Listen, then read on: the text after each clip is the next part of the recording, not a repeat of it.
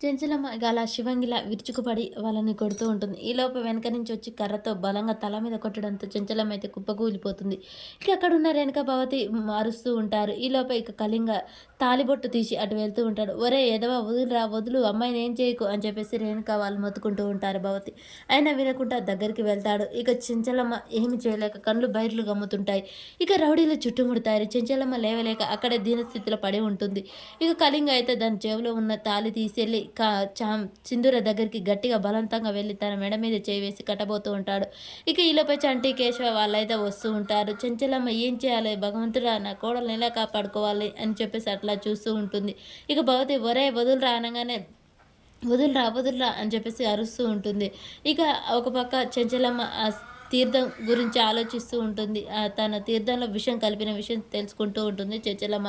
అలా తను ఏమి చేయలేక నిస్సహాయ స్థితిలో అలాగే పడి ఉండి రౌడీ ముందు అలా దీనంగా ఉంటుంది. ఒక్కసారిగా శివంగిలా విరుచుకుపడి లేస్తుంది చెంచలమ్మ. ఈలోపే ఇక అత్తమ్మ అత్తమ్మ అని సింధూర అయితే అరుస్తూ ఉంటుంది. ఇక చెంచలమ్మ లేచి పక్కన ఉన్న రౌడీలతో కలబడుతూ ఉంటుంది.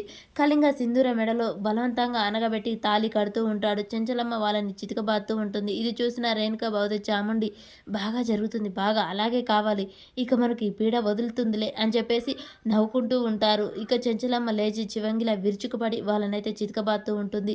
సింధుర మెడలో తాళి కట్టబోతూ ఉంటాడు కళింగ. అలా చెంచలమ్మ వాళ్ళని బాధి చితకబాదుతూ ఉంటుంది. చెంచలమ్మ ఇక నువ్వు నన్ను ఏమీ చేయలేవు అన్నట్టు కళింగ నవ్వుతూ పెద్దగా నవ్వుతూ అలా సింధూరిని బలవంతంగా మెడలో తాళి కట్టబోతూ ఉంటాడు. చెంచలమ్మ అలా కళ్ళు తిరిగి పడబోతూ ఉంటుంది. అక్కడే ఉన్న అమ్మవారికి చేయాల్సిన అభిషేకం నీళ్ళ దగ్గర కింద పడుతుంది. అలా ఆ నీళ్ళని చూస్తూ ఆ గంగాలమ్మ వైపు చూస్తూ ఉంటుంది. "అమ్మ నా కోడల్ని కాపాడుకునే శక్తిని నాకు ఇవ్వు" అని మనసులో దండం పెట్టుకుంటూ ఉంటుంది. ఇక చెంచలమ్మ ఒక్కసారిగా ఆ నీళ్లు మొఖాన కొట్టుకొని వచ్చి కళింగకైతే అక్కడ ఉన్న త్రిశూలం మెడకు పెట్టి బలవంతంగా కూర్చోబోతూ ఉంటుంది. ఈలోపు ఇక మెడలో కట్టబోయే తాళి కింద వదిలేస్తాడు కళింగ. అలా చెంచలమ్మ కళింగనైతే కింద పడి నెట్టేస్తుంది. అత్తమ్మ అని సింధూర భయపడుతూ దగ్గరికి వస్తూ ఉంటుంది.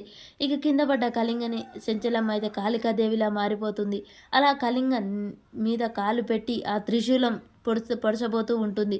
మరి ఆ కళింగని చంపేసి ఇక చెంచలమ్మ జైలుకు వెళ్తుందా? అసలు ఏం జరుగుతుంది? చెంచలమ్మ కళింగని చంపడంతో జైలుకు వెళ్తే సింధూర జీవితం ఎలా కానుంది? అసలు ఏమవుతుంది అనేది మనకు నెక్స్ట్ వీడియోలో తెలుస్తుంది.